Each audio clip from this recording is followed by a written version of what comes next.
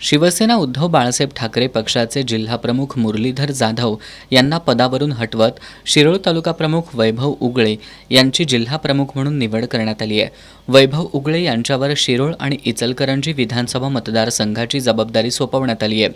पक्षानं दिलेली जबाबदारी पार पाडत दोन्ही विधानसभा मतदारसंघात मी जुन्या नव्या शिवसैनिकांना सोबत घेऊन काम करेन अशी ग्वाही नूतन जिल्हाप्रमुख वैभव उगळे यांनी दिली आहे। ज्यांनी मला ही जबाबदारी सोपवली पक्षानं, ती जबाबदारी मी सक्षमपणे जुन्या नवीन सर्व शिवसैनिकांना सोबत घेऊन ही जबाबदारी सक्षमपणे पार पाडली। आज माझ्याकडे शिरोळ व इचलकरंजी विधानसभा या दोन विधानसभांचं काम जिल्हाप्रमुख म्हणून माझ्याकडे राहणार आहे।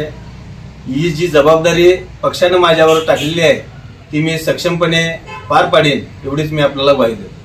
मुरलीधर जाधव यांनी शिवसेनेच्या पडत्या काळात महत्त्वाची भूमिका बजावत शिवसैनिकांना एकत्रित ठेवण्याचं काम केलंय।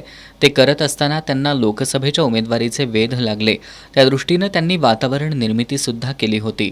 दरम्यान 2 दिवसांपूर्वी स्वाभिमानी शेतकरी संघटनेचे अध्यक्ष माजी खासदार राजू शेट्टी यांनी शिवसेना पक्षप्रमुख उद्धव ठाकरे यांची मातोश्रीवर जाऊन भेट घेतली। त्या भेटीसंदर्भात प्रतिक्रिया देताना मुरलीधर जाधव यांनी माजी खासदार राजू शेट्टी यांना महाविकास आघाडीतून उमेदवारी द्यायला आपला विरोध असल्याचं सांगितलं होतं।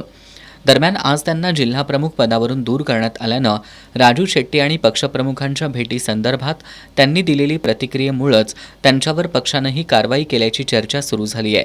पक्षात फूट पडलेली असतानाही पक्षप्रमुखांनी मुरलीधर जाधव यांच्याबाबतीत कडक निर्णय घेतल्यामुळं ठाकरे गटासह राजकीय वर्तुळात उलटसुलट चर्चा सुरू झाल्या असून मुरलीधर जाधव यावर काय भूमिका घेत आहेत हे बघावं लागेल।